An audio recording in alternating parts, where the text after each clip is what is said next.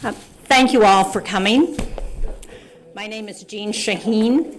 I am a United States Senator from the state of New Hampshire.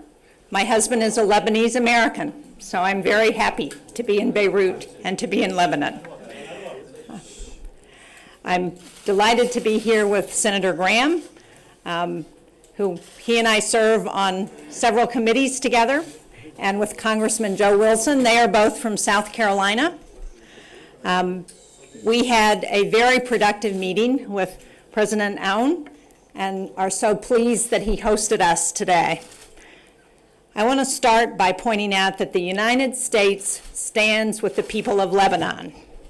A secure, stable, and thriving Lebanon is in the interest not just of the United States and the Lebanese people, but of the entire region.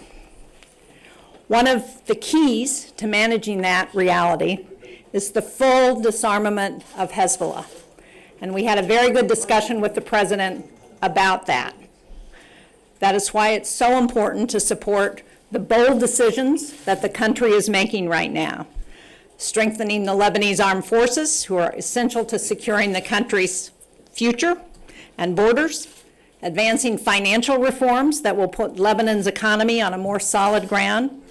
These are difficult steps, we understand that, and we appreciate the challenges in getting those things done.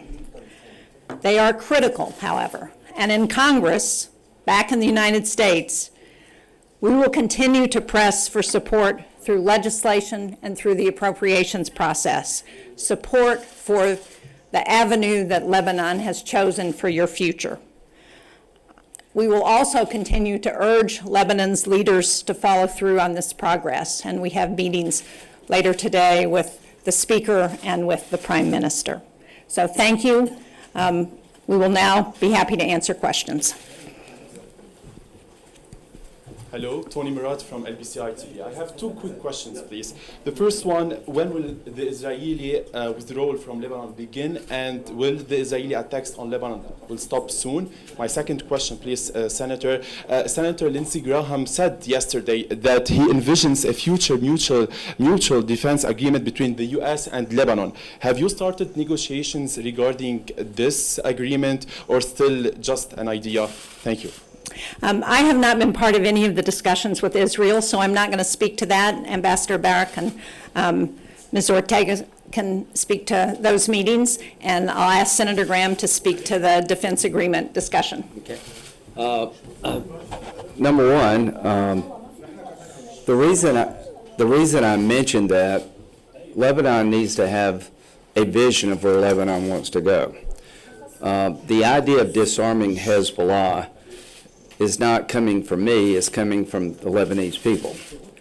The Lebanese military seems to be the one institution in the country everybody's proud of.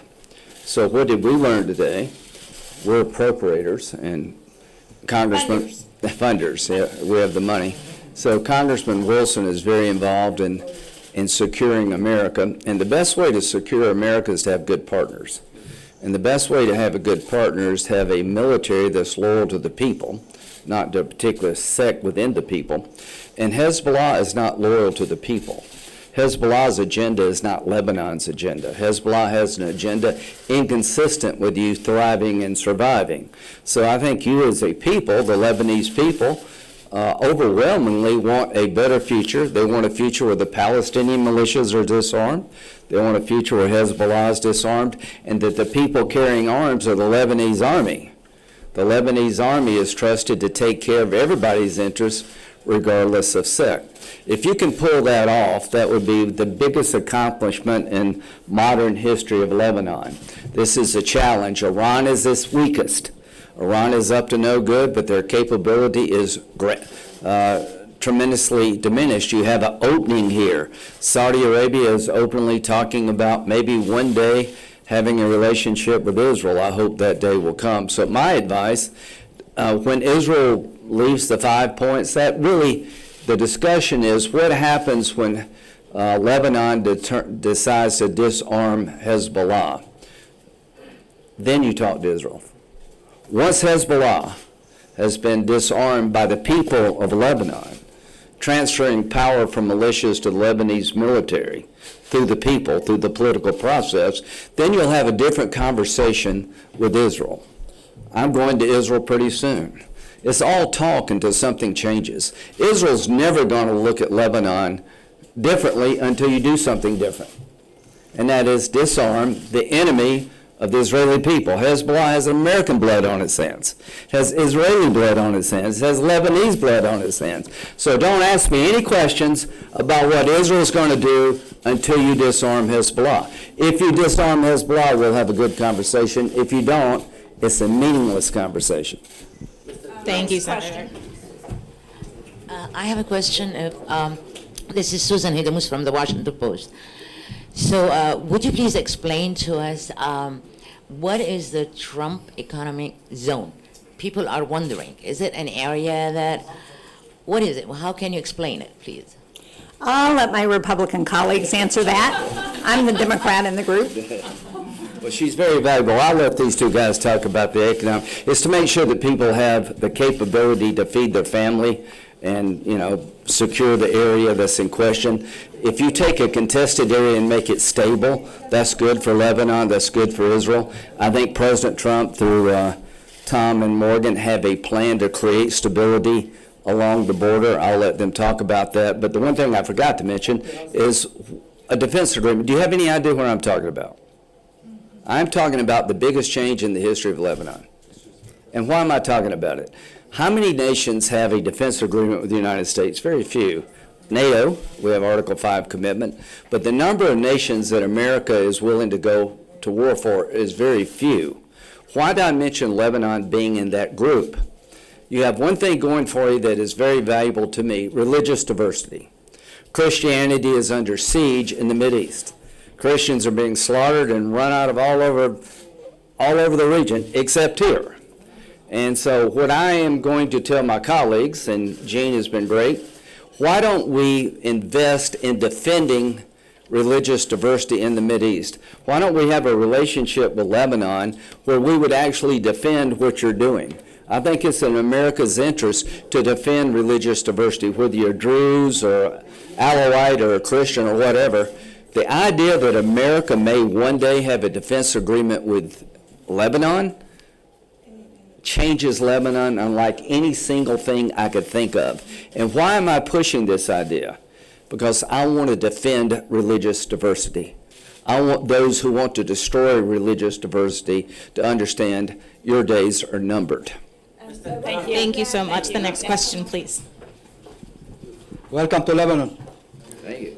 Have you been informed by President Aoun about the military plan that the government will approve to disarm? What we discussed is that there will be a plan forthcoming in the next week or so is the proposed date, and we look forward to seeing that. Next question. Mr. Graham. Yes, please. Mr. Graham? Yes. Yes. In which way you believe that the Prime Minister, Israeli Prime Minister Netanyahu, will help Lebanon to disarm Hezbollah if Lebanon has to do all the steps first? Well, if I were the Israeli Prime Minister, I would be looking at Lebanon differently after Hezbollah was disarmed by the Lebanese people. That's your decision. Why do you need Israel to tell you to disarm Hezbollah? That's not Israel's decision, that's yours decision. Whether they withdraw or not, it depends on what you do. So don't tell me anymore, we're not going to disarm Hezbollah until Israel does something. If that's the model, you're going to fail. The reason you disarm Hezbollah, because it's best for you. This country is going backward, not forward, if you don't follow through with disarming the Palestinians and Hezbollah and making the Lebanese army the central repository of arms for the nation. If you don't do that, you're going nowhere.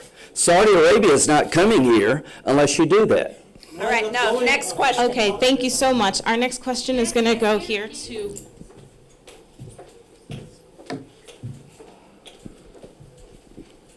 Hello. In parallel with the military and political pressures on Lebanon, what has Israel implemented from the ceasefire agreement?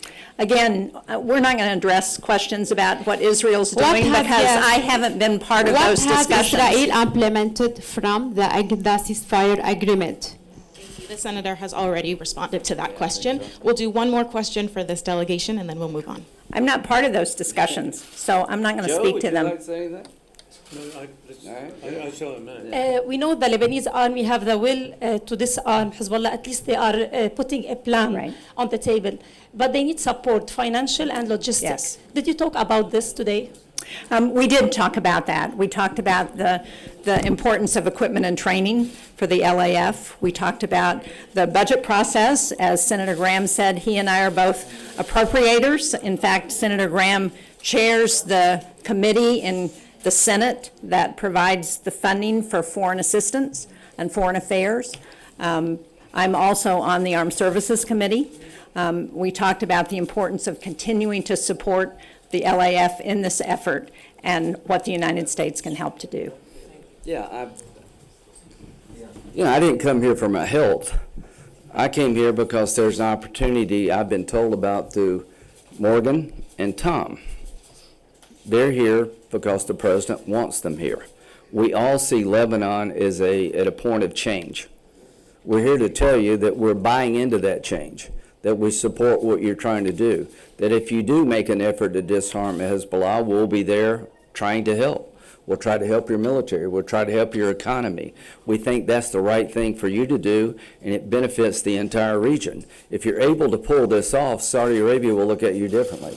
If you're able to pull it off, Israel will look at you differently. If you're able to pull this off, there'll be a groundswell of support in Washington to help your economy and to help your military. The biggest challenge you have is what we're talking about here. I came here because people who've been working this file tell me that Lebanon is moving in the right direction. The statement the government made a couple of weeks ago about disarming Hezbollah was great. The statement Israel made yesterday about what they see in Lebanon is great. I'm here to build on the success of others. I'm coming here with Jean, she's a great partner in the Senate, to tell you that the Congress is looking at Lebanon differently because you're behaving differently. If you continue to go down this road, I think you have a wonderful opportunity to secure your nation economically and militarily like anything I've seen since I've been coming to the region with John McCain. It all depends on what happens with the Hezbollah file and the Palestinian file. Let me just add one thing to that, because much of the discussion has been about Hezbollah. And one of the other things that I know you're working very hard on here is banking reform. That's been a huge issue for people in the country and for building on economic initiatives and progress.